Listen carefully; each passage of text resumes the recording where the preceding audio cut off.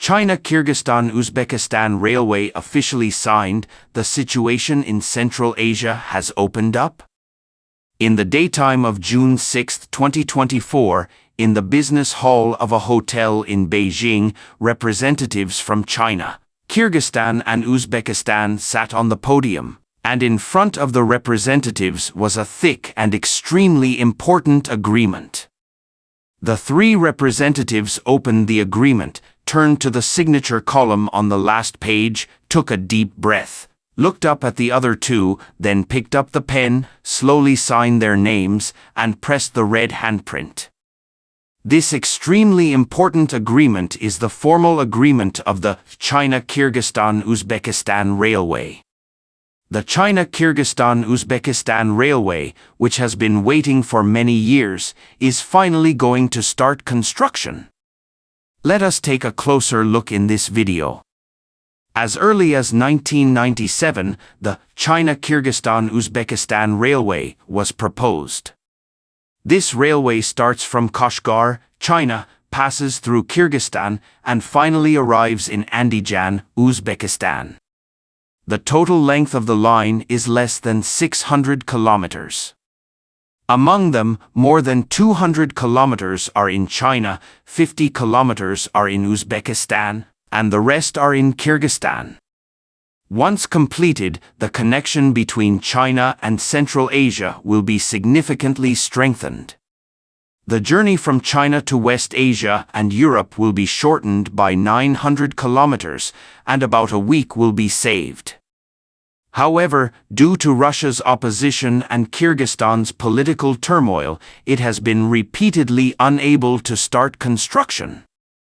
Until May 2022, due to the unfavorable war in Ukraine and unprecedented diplomatic isolation, Russia had to relax its control in Central Asia.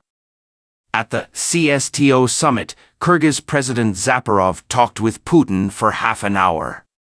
He said, Kyrgyzstan needs the China-Kyrgyzstan-Uzbekistan Railway, just like it needs air and water. After listening, Putin said he no longer opposed it. After Putin acquiesced, all parties generally believed that the China-Kyrgyzstan-Uzbekistan Railway would start construction soon.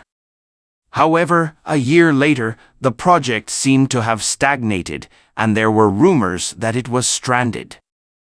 In fact, the project was not stranded, but was in intense negotiations and preparations. Although Putin did not object, Kyrgyzstan also had its own little tricks. During the Cold War, the Soviet Union transferred a large number of industries originally located in the European part to the inland of Central Asia for national defense considerations to reduce the probability of being hit by the West, similar to China's third-line construction at the time. As a result, the Central Asian countries reaped a wave of dividends, and a number of regional industrial centers emerged. Bishkek, the capital of Kyrgyzstan, is one of them. The Chu River basin where Bishkek is located has also formed an industrial belt. If someone gets the dividend, someone must not get it. Osh and Jalalabad in southern Kyrgyzstan are far away from the capital and surrounded by mountains. The transportation is inconvenient and not conducive to industrial development. So far, they are mainly based on agriculture and animal husbandry. Differences in economic structure have brought differences in social structure. The north is more secular and the government plays a greater role, while the south is a tribal society where the tribal elders are the big bosses. Politically, the north and the south do not like each other and do not want the other to take power. Just look at the successive presidents of Kyrgyzstan.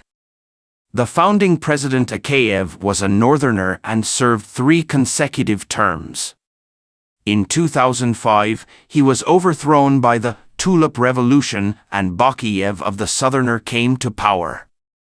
5 years later, Bakiyev was overthrown and Otunbayeva, also a southerner, served as an agent for a year. His successor was Atambayev of the Northerner. After Atambayev, it was Jeanbekov of the Southerner, and now Zaporov of the Northerner. The two sides are going back and forth, and the country cannot be built normally. This is reflected in the China-Kyrgyzstan-Uzbekistan Railway, where the Northerners hope to adopt the Northern Line Plan. That is, from Kashgar to the north, through the central part of Kyrgyzstan, into the north, and then take a big detour to the south and enter Uzbekistan. This route is beneficial to the north and can strengthen exchanges between the north and the south. If there is anything happening in the south, it is also convenient for the north to mobilize materials. But in the eyes of the southern faction, such a tortuous plan is too costly. Moreover, most of the railways are in the north, which means that the north is the biggest beneficiary, and the benefits to the south are limited. Therefore, the southern faction hopes to adopt the southern route plan, starting from Kashgar, directly passing through Osh state in southern Kyrgyzstan and entering Uzbekistan.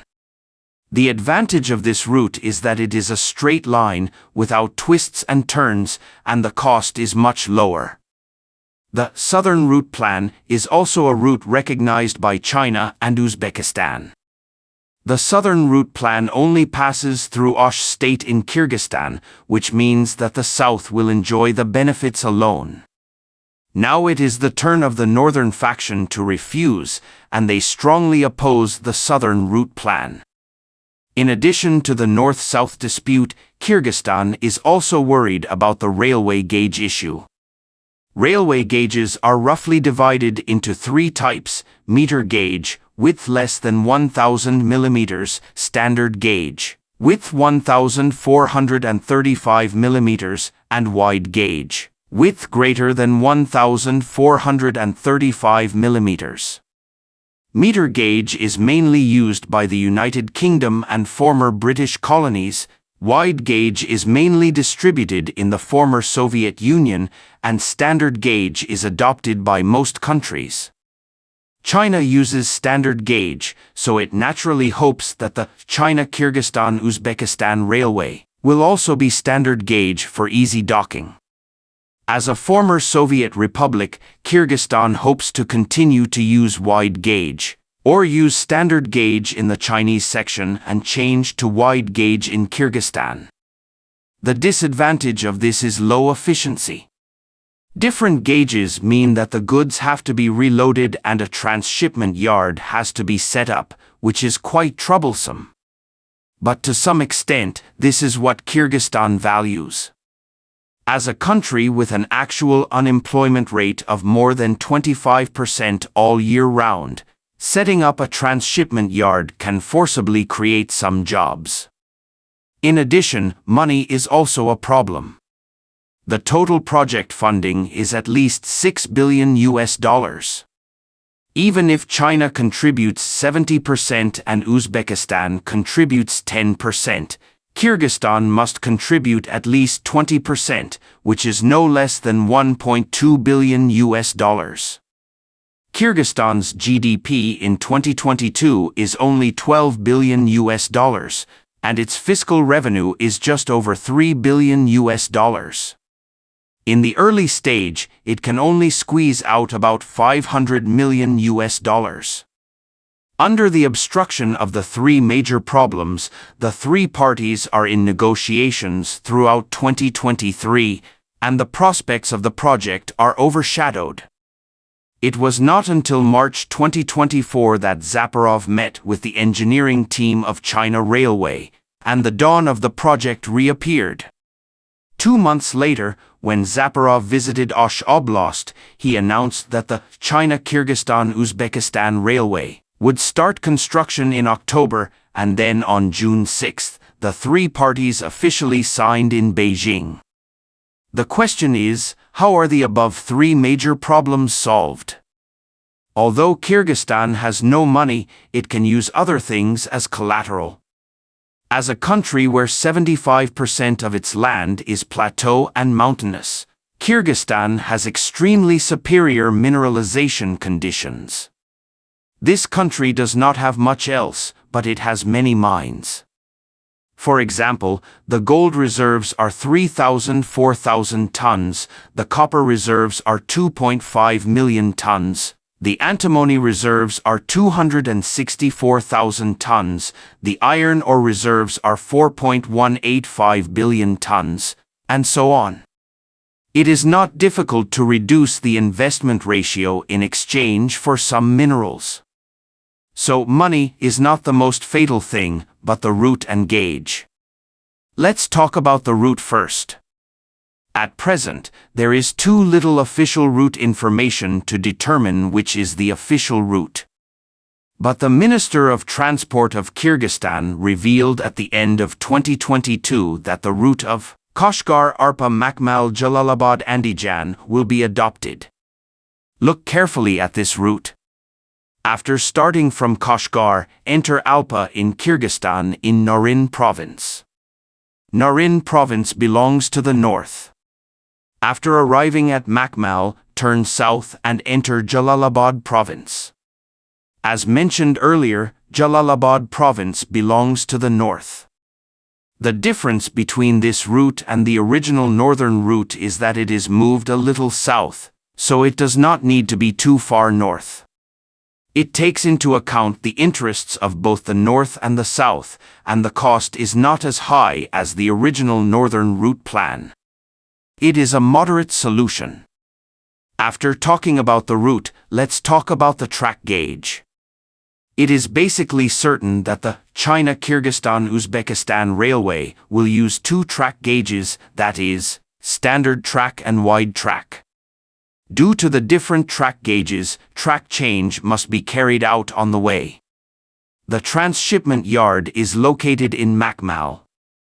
The Kashgar to Makmal section uses standard track, and the section below Makmal uses wide track. The reason for this is that China will not agree to pure wide track, and Kyrgyzstan will find it difficult to agree to pure standard track. So half standard track and half wide track are barely acceptable to both sides. Whether it is the route or the track gauge, China does not have a great advantage, which is also a flaw. Especially for transshipment, the goods need to be reloaded once, which is quite troublesome and reduces efficiency. But even so, it must be built first. With the clarity of the Russian-Ukrainian war and the increasing pressure from the West, the variables will increase if it is delayed. In 2023, the trade volume between China and Central Asia reached $89.4 billion, a year-on-year increase of 27%. Among them, the trade with Uzbekistan is close to $15 billion.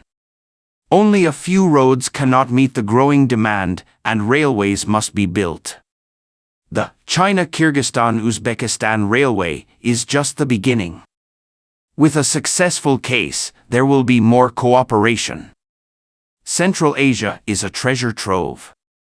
It not only has a market of nearly 100 million people and extremely rich resources, but also is at the crossroads of the Eurasian continent and a transportation hub. If we can deepen cooperation with Central Asian countries, the situation of the Belt and Road will really open up. Thank you for watching. If you enjoyed this video, don't forget to like, comment, and subscribe to our channel for more great content. See you next time.